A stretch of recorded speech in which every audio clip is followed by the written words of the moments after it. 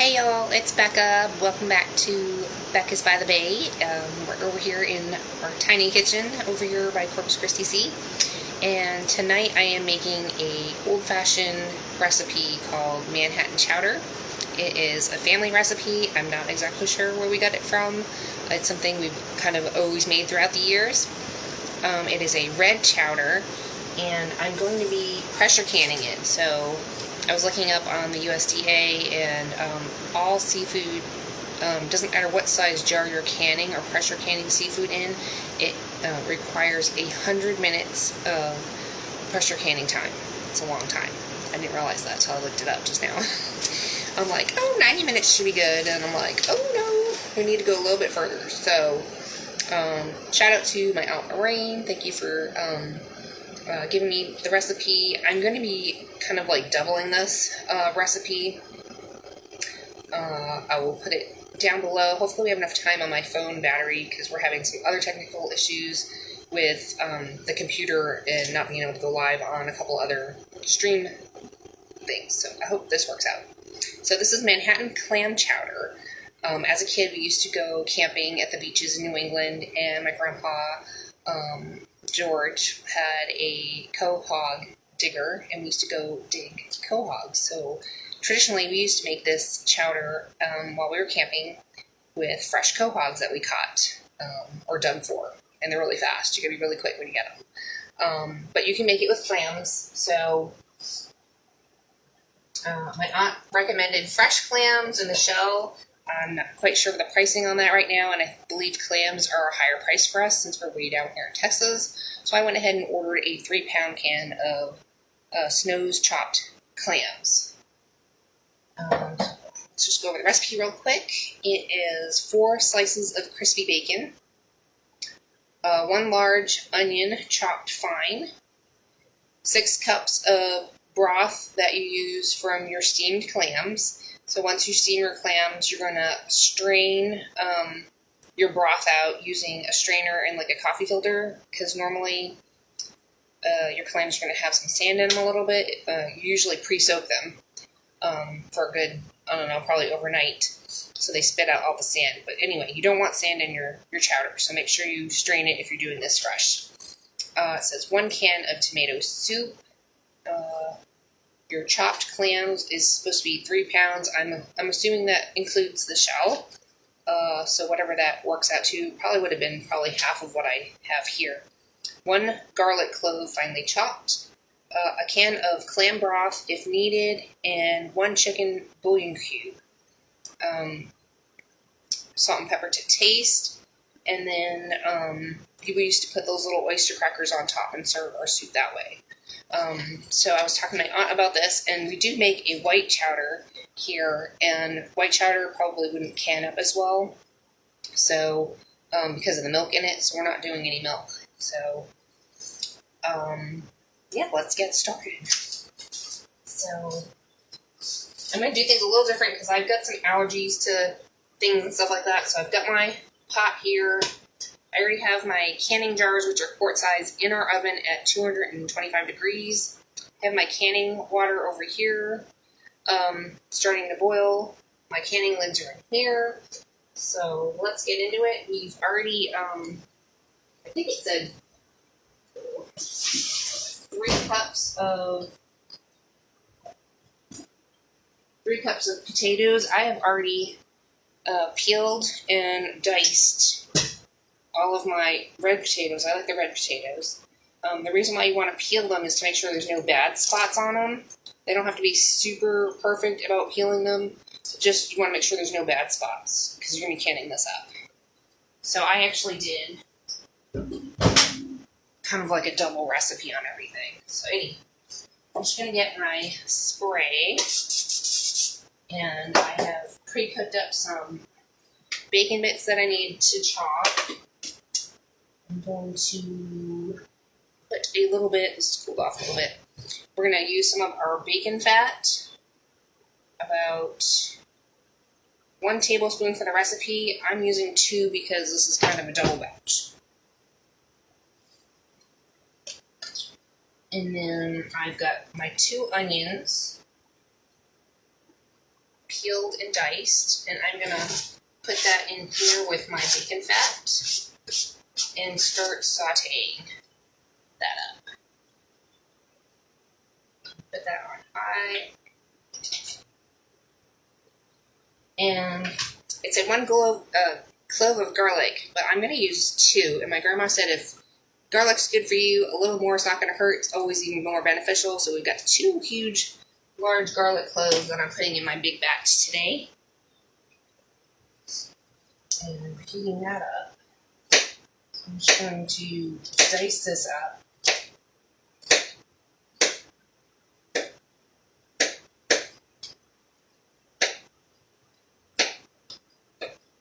Seafood is like one of my favorite things to eat. Now, my husband Waylon is Danish and Hispanic, and he loves meat. He loves our beef stew and all that. So he's not going to be eating any of this stuff. Well, I might convince him to take a taste. So I haven't made this chowder since I've been down here in Texas in, I don't know, a really long time. So I'm kind of excited to try it again. It's a favorite of mine, and I can't believe I haven't made it.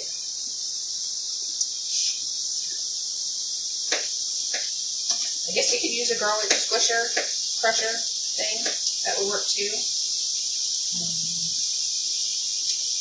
You don't want to burn your garlic, so you want to probably put it in after you've sauteed your onions up until they're a little bit translucent.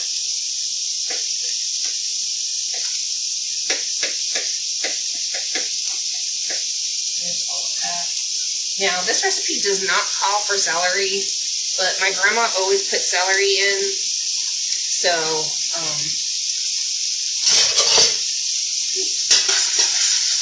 and I remember cooking with her, and I always remember putting celery, so, if you're making the small batch recipe, it's 2 celery stalks, or if you're making a double, it would just be 4.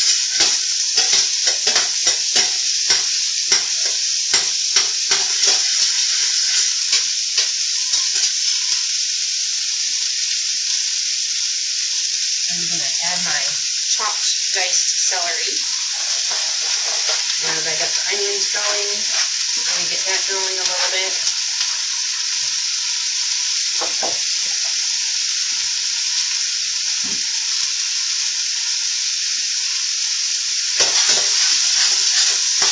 And if it needs a little bit more bacon fat, go ahead and add it.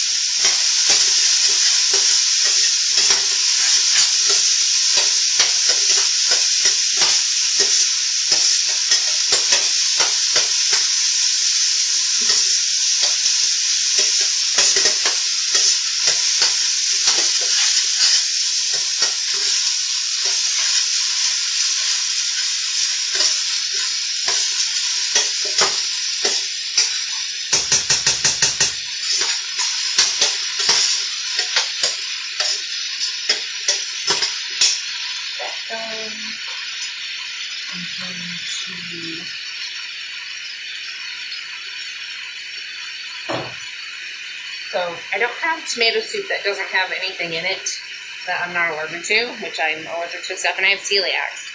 So I'm going to grab a diced tomatoes and put it in my blender.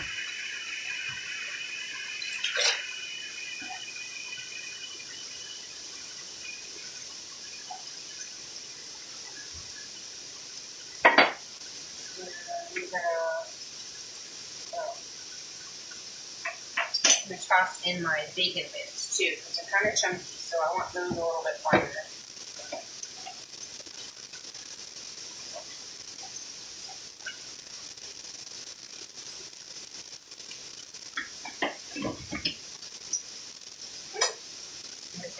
I just got this one. This one's a little bit. Where's the...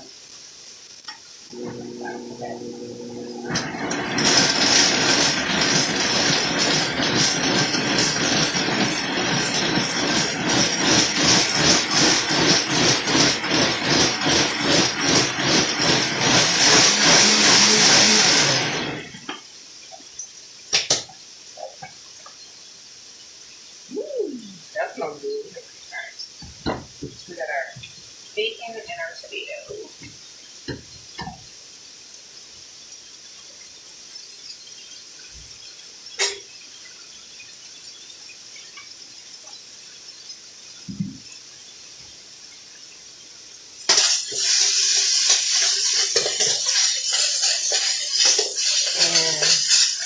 You want to caramelize your onions a little bit because it'll give it some really, really good flavor.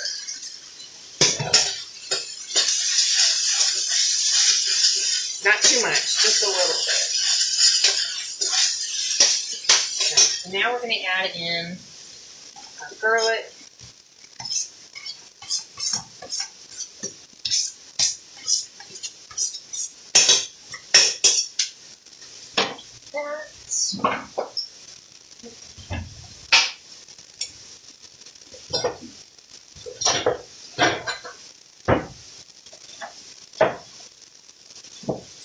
And then the broth from your clams, you want to strain just so you can kind of measure it, because I'm not sure how much is in here.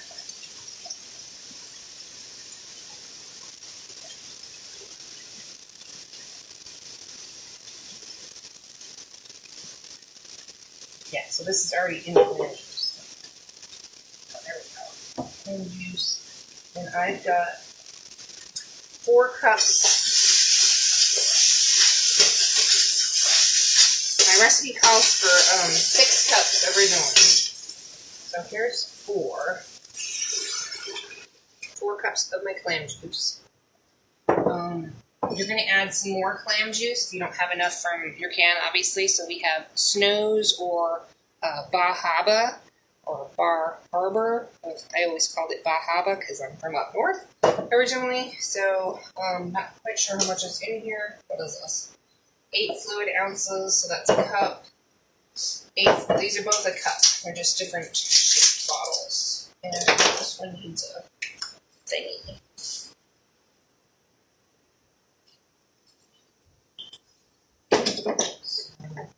We've got a manual can opener. The Bahaba one needs that. So we're just going to pour in. That makes 5 cups.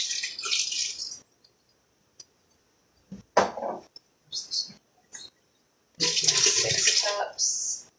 And I'm not quite sure how much I'm going to need. I've got some extra here. So I've got that. I'm going to add 4 cups, 5, 6.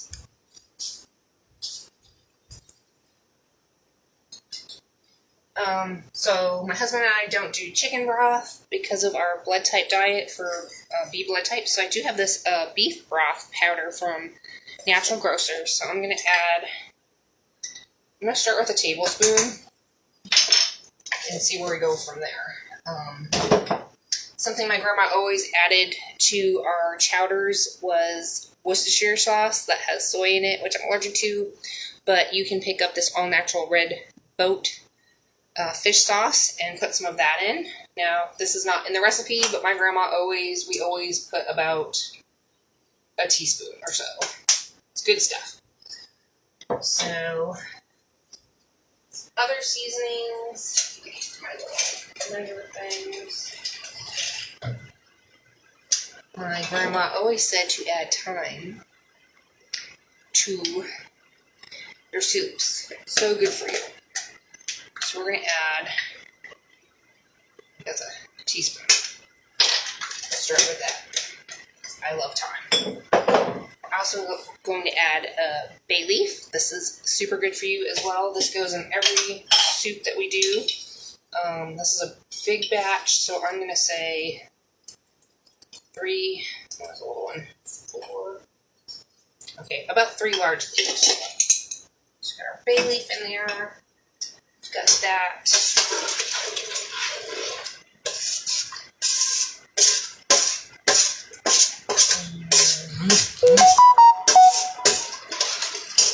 And put in our tomato sauce.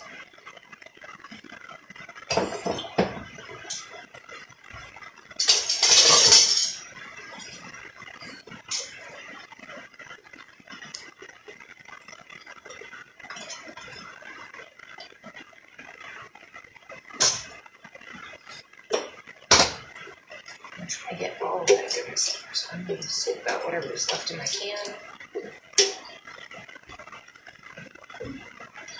You can always make this a little bit more filling by adding more potatoes and a little bit more broth.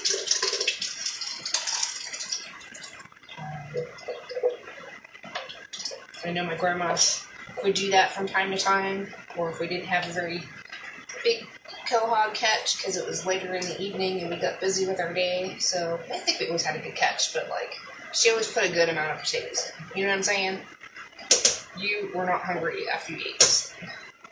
This is some good stuff.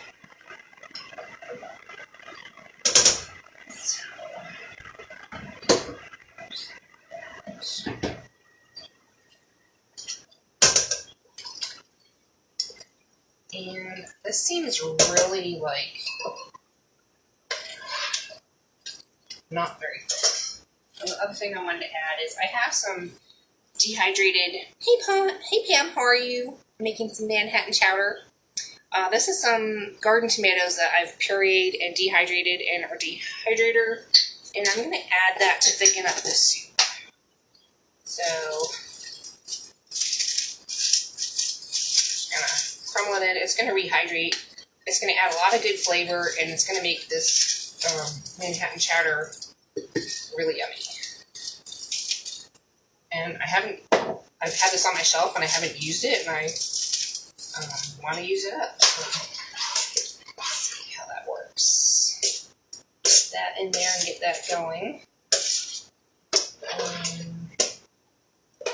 Still feel like it's not. I think. Hold on, I'll be right back.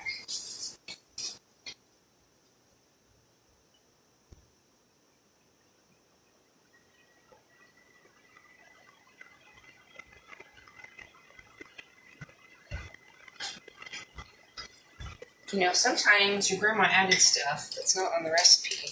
So I'm going to add in a tomato paste can. I'm making a big batch of this, so I really want it to be not super watery, but I do want it to be flavorful and kind of like a substantial fish chowder. So let's add this into.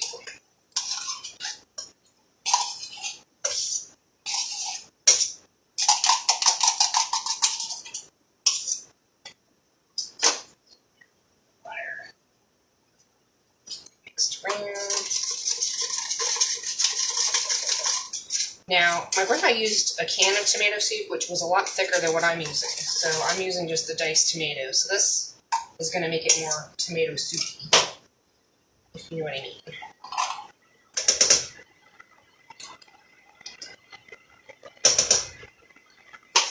Just trying to get my trash out of the way because I only have so much space.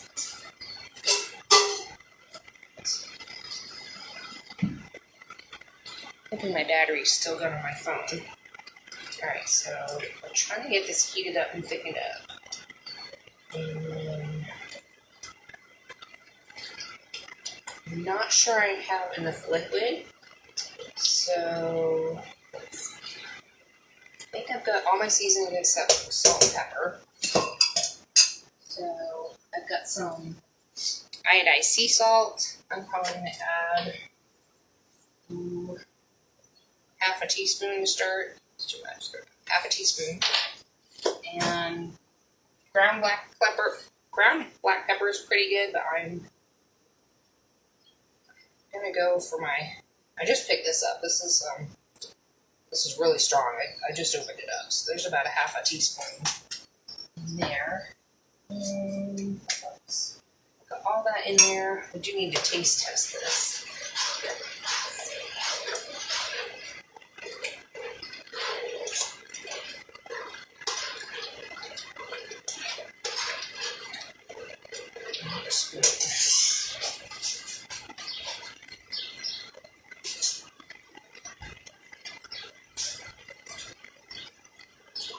See where we're at for our seasonings.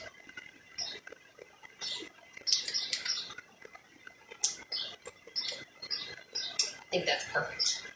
Alright, taste tomatoey enough, taste seafoody enough, and then, excuse me, Add my clams in. Got a little extra clam juice that decided to try and sneak its way out, but it's going in. Let's go over here. Put all of that in. Let's see. Alright, so at this point you would add your potatoes in and cook them until you bring it to a boil and then down to a simmer. And simmer it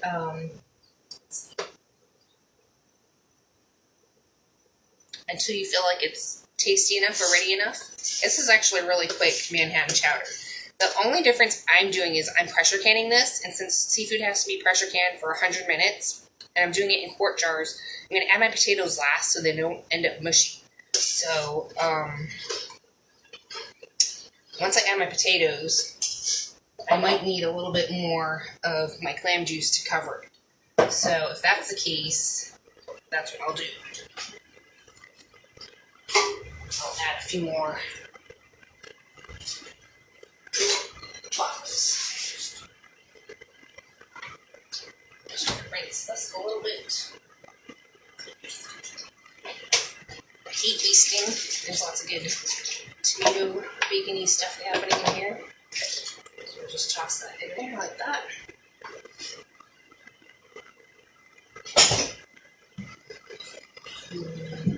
Got my potatoes.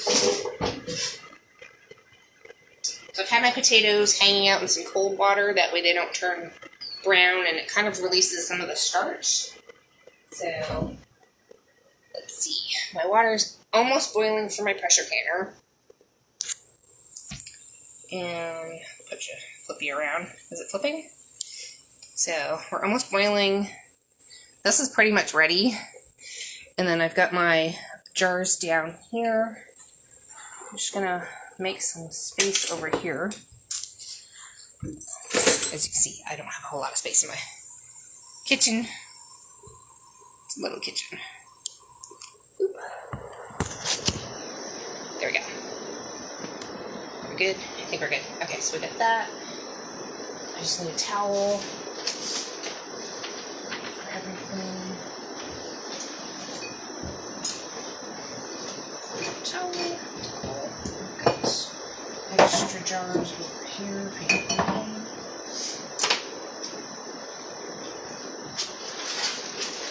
So this is almost at a boil with everything in it.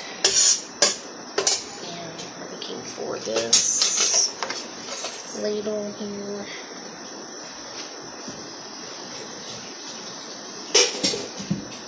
And I'm going to turn on, did I turn that on? I did turn that on. So I've got my canning lids back there.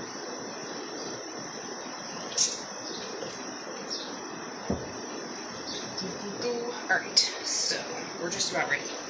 Let me strain my potatoes.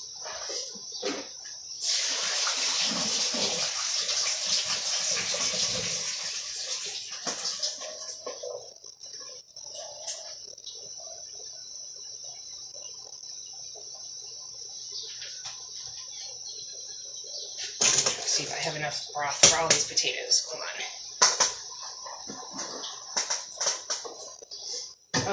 Just cut your potatoes to whatever size that you like them. I like them more of like a larger dice size. I don't know, about, what is that, a 1/2 inch by 1/2 inch-ish?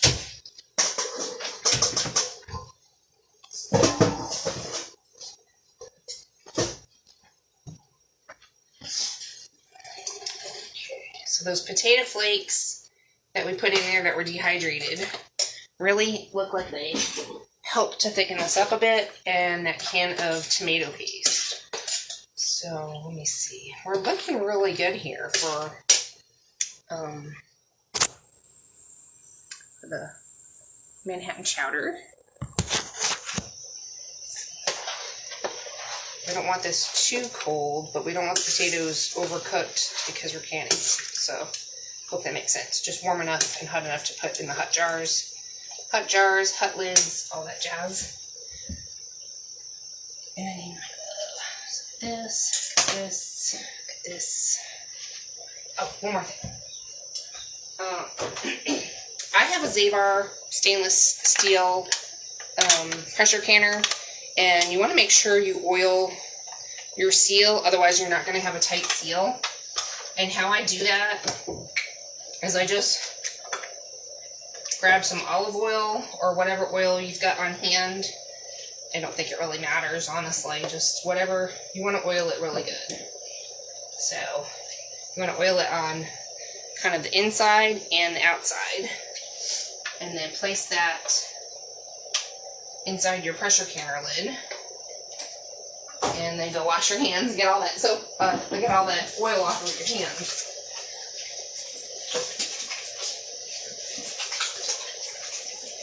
Because you want a tight seal, otherwise you'll be wasting your time trying to pressure can without a good seal.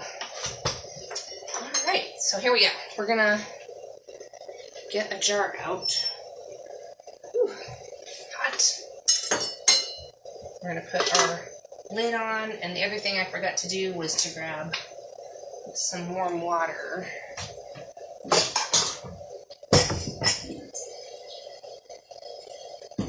So I can wipe the lid.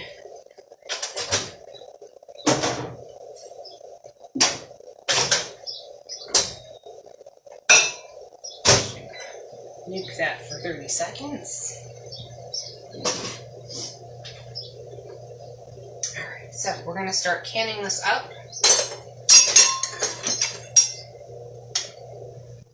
And you want to leave an inch of headspace. So I did, if you saw my other video, I did my beef stew the same way, where I added my potatoes last. I kind of made sure my carrots were cooked a little bit, but, you know, not fully, because I didn't want super mushy carrots either. So we're just going to make sure there's kind of even scoops of potatoes in every scoop.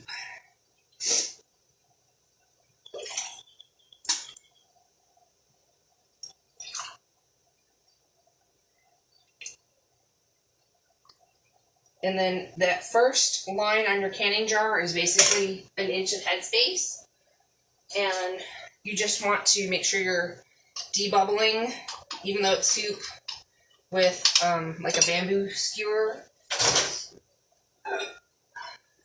And got my hot water here. So I usually just kind of do one at a time.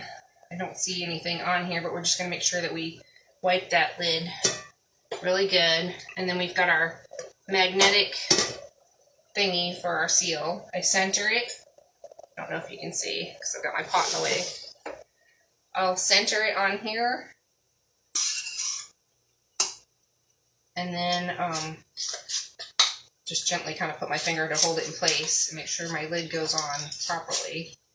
Finger tight till it screws like that. And then you just want to do a quick little tiny, slightly tightened, just like anyhow. Okay, so we got that one.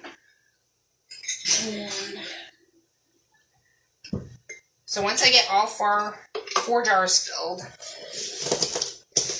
I will pop them into the pressure canner.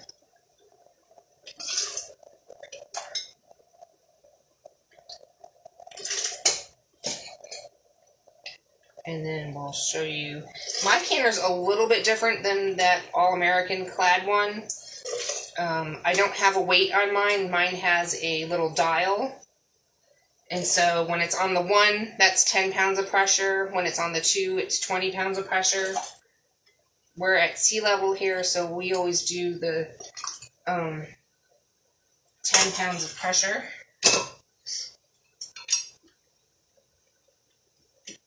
That going. Oh, it smells so good, y'all, and this is such a simple recipe. I haven't had this recipe in years, and I love it.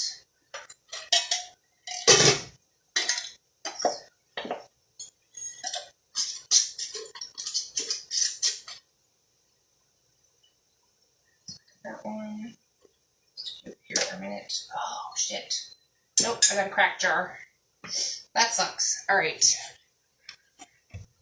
I'm gonna just pick you up, maybe. Hopefully, no, that's not gonna happen. All right, we're having technical issues here. Technical issues. I can't believe that one cracked. But it happens, y'all. It happens. All right, just have to grab another jar. Dang, that sucks.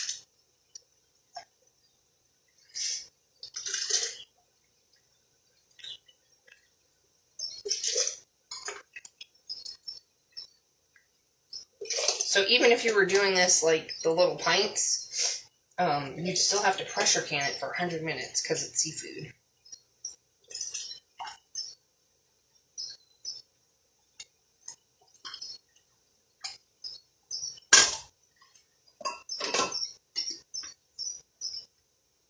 That one popped. That sucks. All right. It happens.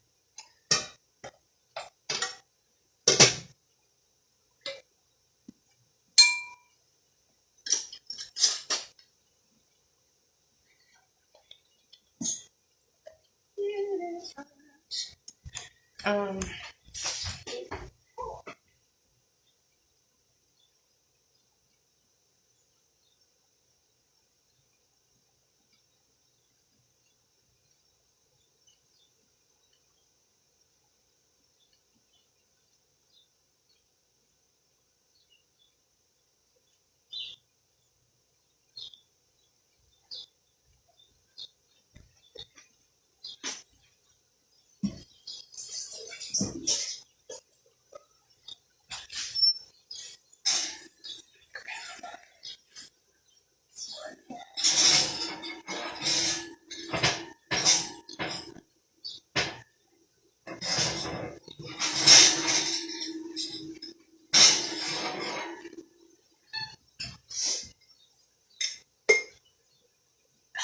so put another clean jar in the oven while I fill this one up, and hopefully it'll get hot enough.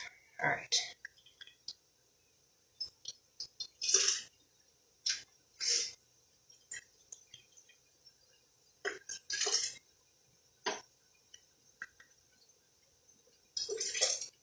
So I'm not sure how many jars this whole recipe will fill. I guess once we finish, we'll see. It looks like maybe 7 quarts. Maybe 7 quarts making.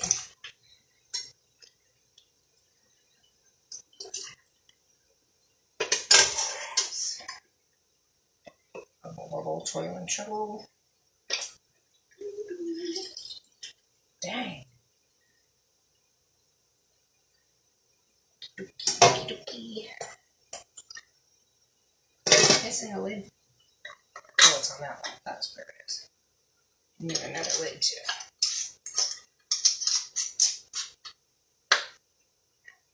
Need another lid.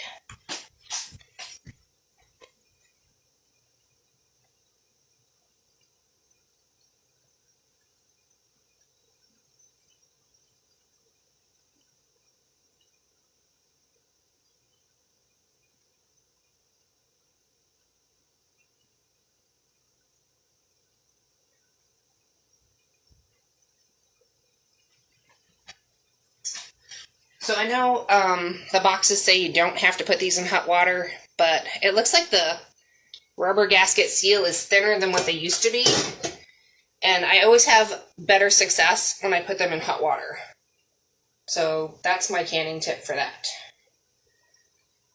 Alright, we got one more jar to go, and I don't have enough hot water now, so I need to fill that up again.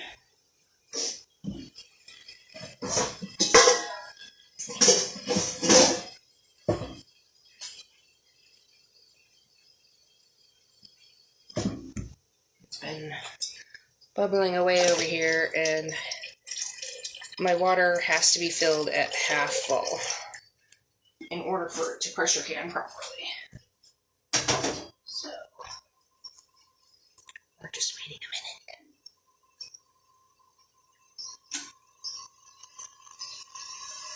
Ooh, it's warm in here. So we get that heating up. My jar is heating up. trying to get my pressure canner water back up to a hot simmer.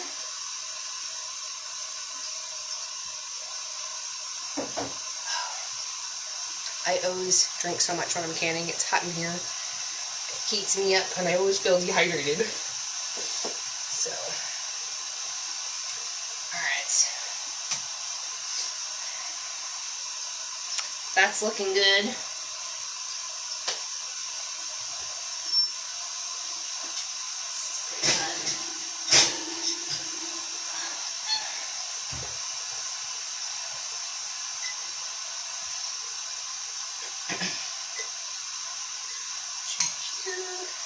Here.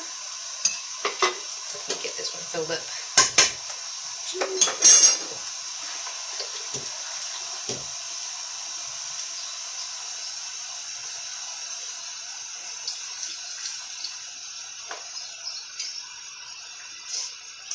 The only downfall of my Zavar is that it only does 4 at a time. So I think there's another stainless steel pressure canner out there that can do a double stack, and I'm not sure if it's available right now.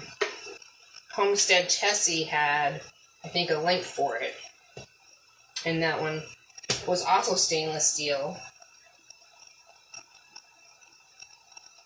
which makes it really easy to clean. Debubbling, go, or wiping.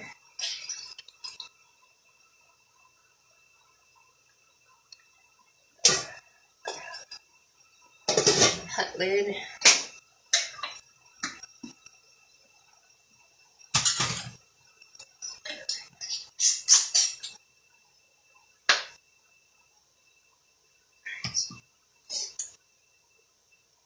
And in the pot it goes. So there's 1, 2,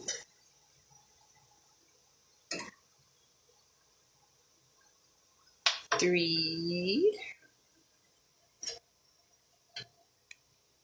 and 4.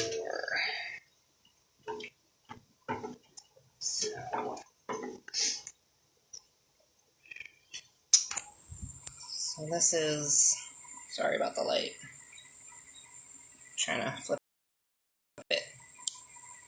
So we've got it in here like that, and then I will just try to see if I can put the lid on, so hold on. I'm not sure if that'll work if I put it like that. Oh, buggers. Alright, but anyway, give me 1 second.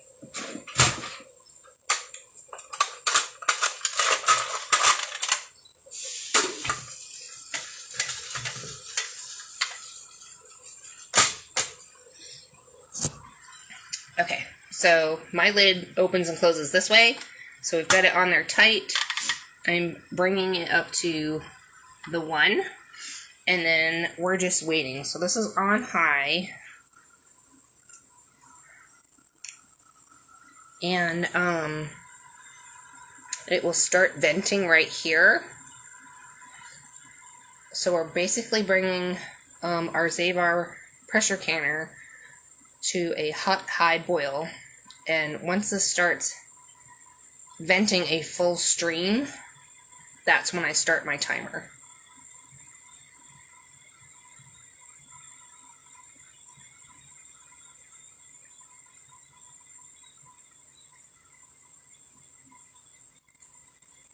So we're just waiting.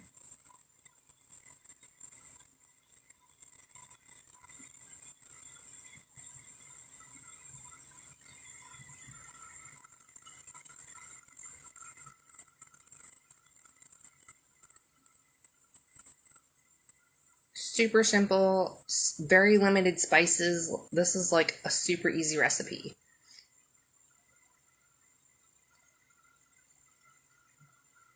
You can serve this with like fresh baked bread or those little oyster crackers. My grandma loved those oyster crackers, so we used to get those and sprinkle them on top. They were so cute.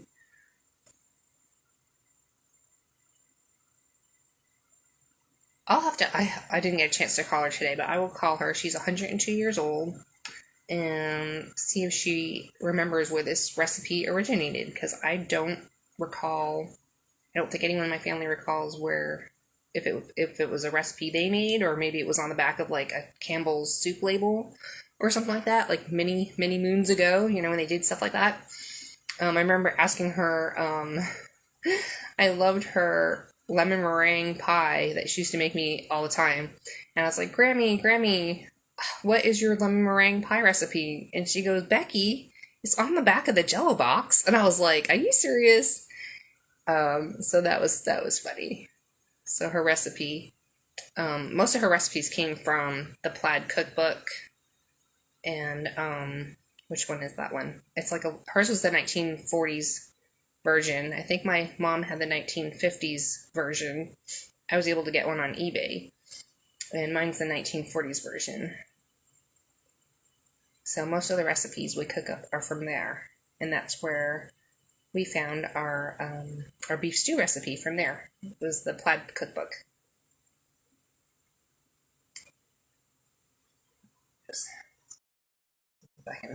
I'll just grab it, because I don't know if, I think a lot of people have this, but some people may not. It is the, I don't know, is that reading right? Or is that backwards? I think that's backwards.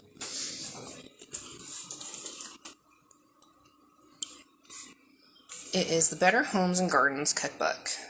Every recipe tested in Better Homes and Gardens Tasting Test Kitchen. And mine is the 1940s version. So I'll have to check to see if my seafood recipe's in here or not. Be interested to find out. Try not to get it too dirty. All the recipes. They have like really cool baking charts in here, oven charts. There's some other recipes I've got going on. I just love the vintageness. I mean, it's not in the best condition, you know, it's loved. But they've got appetizers, breads, cakes and cookies, casseroles, freezer meals, how to make homemade candy. We used to make those lollipops and those peppermint things. Charts. What to do with leftovers, meats and fish. Meats and fish. So we have clams, codfish.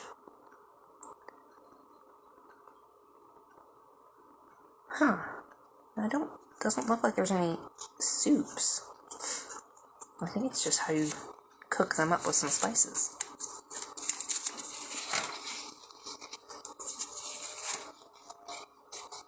So there's our beef stew. It's called brown stew. Instead of beef stew, it's actually called brown stew. How funny.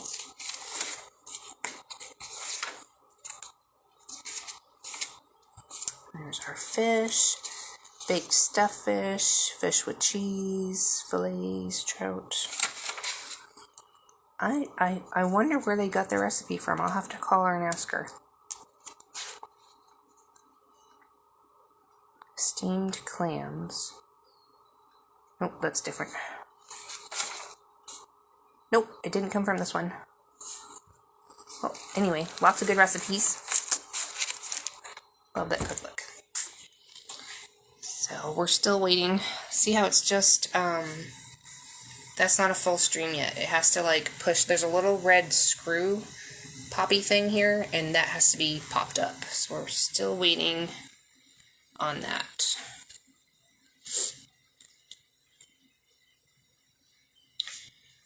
I hope everyone's having a good evening. We had really good weather today. So we were out in the garden this morning, getting some things done. And hopefully, it looks like no more freezes. Oh my goodness, this is the latest we've ever had freezes and cold snaps since we've been this far south. So, starting to sput and sputter. We're not there yet, but it's close.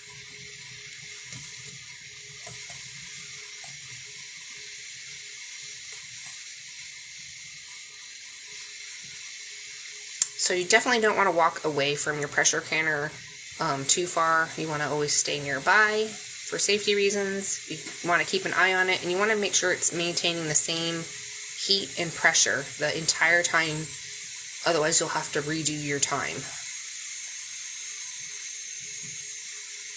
So we're almost there.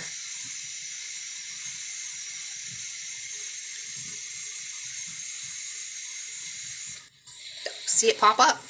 Okay, we're almost there. It's working its way. It's working its way there.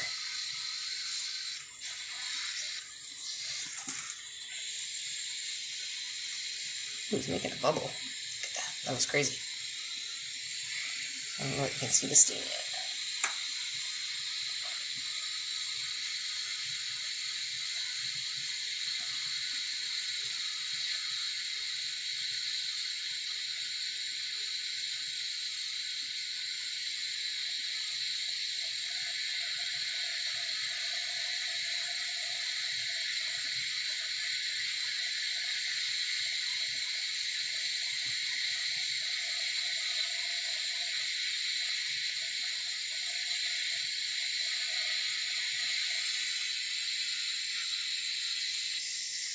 Almost there.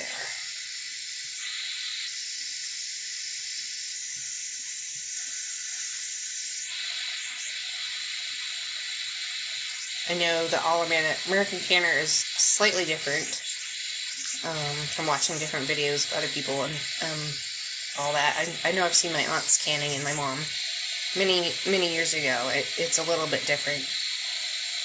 I do like this one. I have a hard time lifting heavy things, and this is pretty heavy for me, so I don't know if I'll go up a size on getting a bigger canner, and we have a little sink, so I think this might be the right size that I can handle, but it does mean I make a little bit more batches.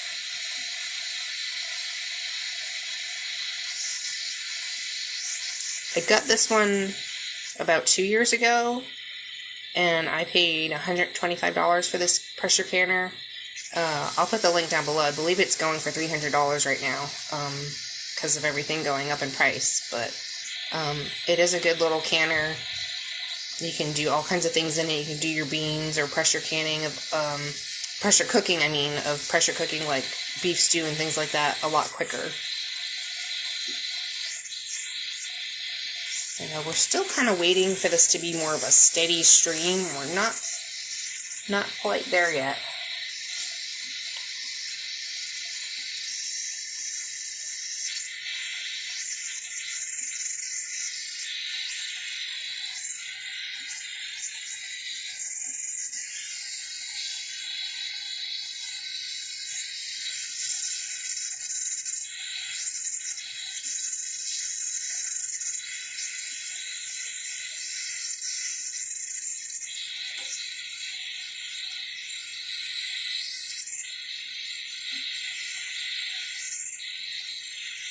So basically, once this is a little bit higher pressure, I'll start my timer for 100 minutes.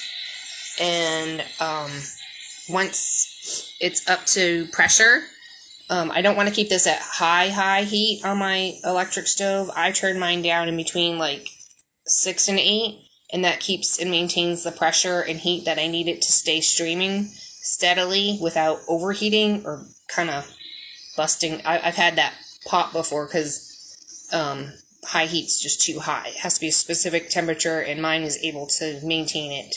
You'll have between the 6 and 8. So you'll have to look at you'll have to test it out on your stove or what you have going on. And then once that's timing for 100 minutes, I shut the burner off. I pull it off of the burner just in front here, and then slowly I will depressurize it over here by just it'll start venting from here, and you can move it a little bit at a time. If you try to vent it all at once, that creates too much of a pop of a pressure, and you might pop your can. You might also cause too much pressure where all of the liquid or whatever contents are in your jar might like bubble up and over out of your mason jar. So that's not good. You kind of want to take your time with pressure canning. You just want to make sure that you give it time to cool down the appropriate way. It may take a while, feels like it's forever. Pull it off the stove, no heat on it, let it sit for a good 25-30 minutes, and as it's doing that, just kind of tap it to release a little bit of pressure at a time, and that way it releases the pressure more slowly. And I would say a good 45 minutes or so is how long it takes me to get it off the burner, let it vent slowly, and then slowly open that up and pull out my jars and put them on a towel. So make sure you don't put them on your countertop. That's too cold and it will break your glass. You have to put it on some type of towel.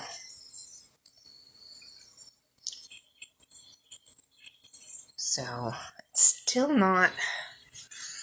This is on. This is tight. I don't see any leaks anywhere. We're just waiting for it. I hear it bubbling and heating up. It's just, sometimes it takes a while.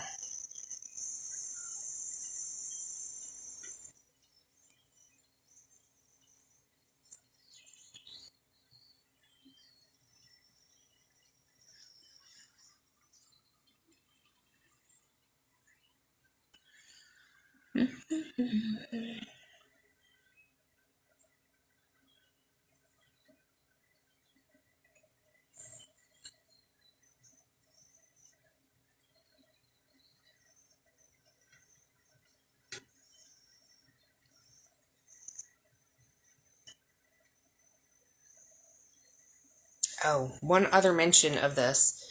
This did not come with a, if you buy this by itself, the pressure canner, I think it comes either as a kit with like a bunch of canning supply, tongy things and all that. I didn't need that. I already had that. So when I ordered just this, it didn't come with the insert. There's a little metal rack that goes inside and it's 8 inches. And it didn't come with it when I didn't order it as the set. I don't know if that was a goof or whatever, but for whatever reason they didn't have them. Maybe they're out of stock last 2 years ago when I ordered it, and I ended up having to order it separate. They weren't able to even send me one, so I had to buy one separate as like a separate piece in order to make my canner work. So if that happens to you, message them or whatever, but just know that if you just buy the canner, it might not come with the insert, and you'll have to order the little metal rack that your jars go on. And I think that was only like $10. So it might be a little bit more now. Oh, it takes forever. Oh, you see my steam is coming out. We're almost at pressure here. So this one's a little different than the all American clad one. So this one has not dropped. We're now, we've got more pressure building over here for our 10 pounds of pressure. And then I should see it coming out of this one again.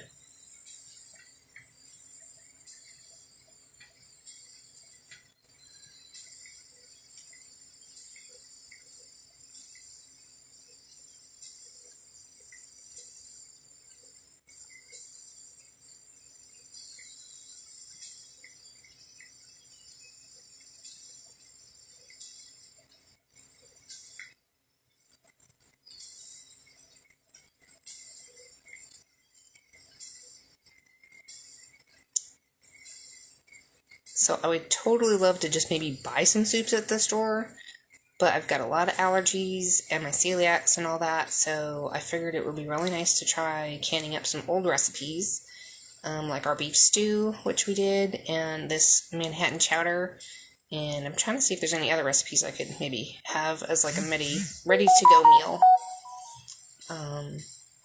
So I like that you can add your own ingredients and have them be fresh, or your own spices to your liking and taste. That's always fun. This is kind of how I grew up. Like, we grew up in the country, and pretty much we just went downstairs to our basement, and our basement pantry had stuff in the freezer. We had casseroles in the freezer. We had milk from the farm, butter from the farm. We had a dairy cow right behind us. So my mom never actually fertilized her garden, and whenever it rained, she got like a poop tea into our garden, so she never ever fertilized or really had a whole lot of pest problems. And everything we pretty much ate was canned. My mom made ketchup and all that, and barbecue sauce, and so we didn't have too many things that were from the store. So, and I just liked how stuff tasted.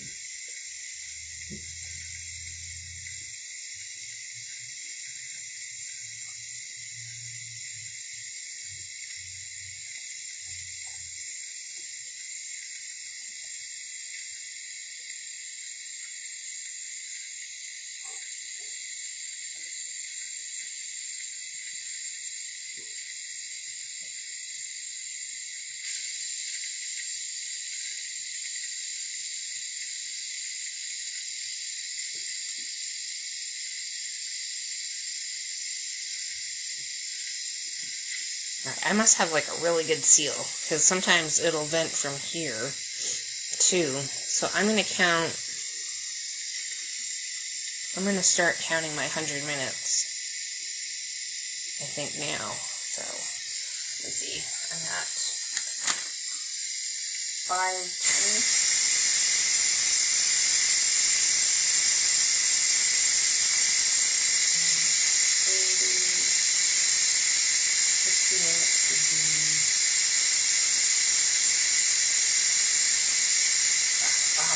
I can't do it in my head. Anyway, okay. So this is what I'm looking for. We're at full 10 pounds of pressure. And I'm going to start dropping it down to the 8 on my stove. And if it's still staying at the pressure, I'm going to drop it down in between the 6 and 7. And I'm going to start my time right now. So that's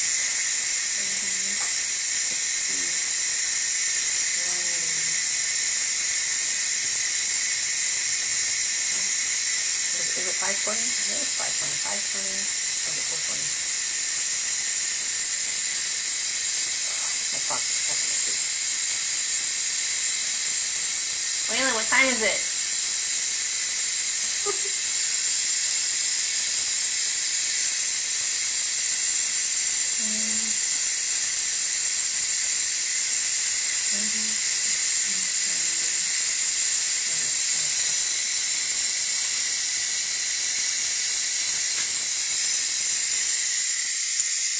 So hopefully you can see the steam. We've got constant pressure. I don't see it dropping. I don't know that I can stay live for 100 minutes. I will plug my phone in, and I'll bring you guys back when we're taking this off, and I'll show you how it vents, because I just don't know if I'll be able to stay on that long. That's a long time to stay on for 100 minutes. I think my battery will be too low, but as you can see, there's the full stream of 10 pounds per pressure. And I can't tell if that's 420 or 520. I think that's 420. So I'll bring you guys back here in 100 minutes and show you how we finish venting this out a little bit. Thanks for watching, guys. I hope you guys have a great Sunday, and if you pop back on, I'll just show you how it vents, because I don't know how to cut and splice video together. Haven't really figured that out. So thanks for hanging in there with me and cooking with me in the kitchen. I'll post the recipe down below, and I'll upload this to YouTube at BeccasByTheBay. So thanks again for hanging out with me in my kitchen. I hope you guys try this recipe. Super simple. It's really delicious, really easy. You could technically use any type of fish that you like, or seafood, and just add your clam juice. See you next time, and see you a little bit later.